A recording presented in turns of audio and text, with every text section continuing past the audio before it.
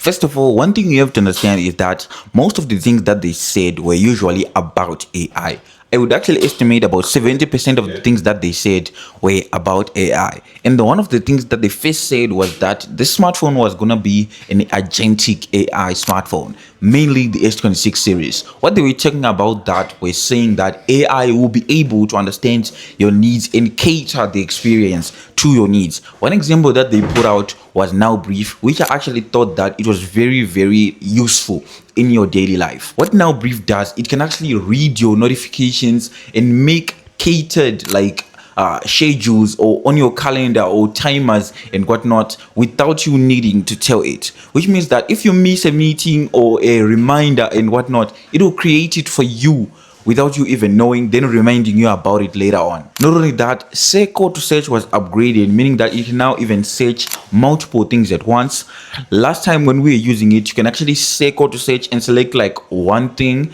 Let's say, for example, you want to look at an outfit, you only select like the jeans and whatnot, but now you can actually search for the whole outfit, which is useful to some extent. They also improved the CPU and NPU by a certain percentage, and also the GPU was upgraded by 24%, and this is all thanks to Snapdragon 8 Elite Gen 5 by Galaxy, which is going to be even more powerful than the previous generation. Not only that, they are saying they gave the S26 Ultra the biggest vapor chamber they have ever given on a smartphone, meaning that the cooling effect on this one is even gonna be better than the S25 Ultra. The battery has also been upgraded, and they say that it's gonna give you an all-day battery life, and this is actually gonna give you up to 31 hours of video playback. But the reason why they say that, usually it means that if you're gonna be gaming, the battery life is also gonna be different. If you're gonna be doing other things, it's also gonna be different, but still it's upgraded, and we can also be happy for that. They also introduced ultra fast charging, meaning that the S26 Ultra will be able to charge from 0 to 75%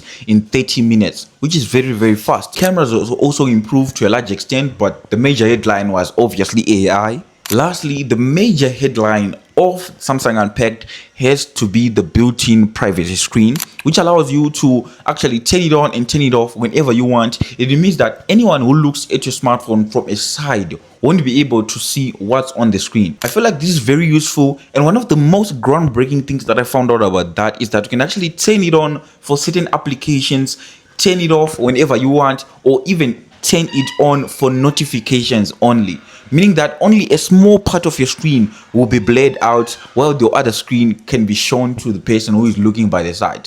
So this time, anyone who's going to be peeping into your smartphone won't be able to see whatever is going on. Lastly is the pricing. The pricing was that the S26 Ultra is going to start at $1,300. So ignore the 1,299, it's 1,300.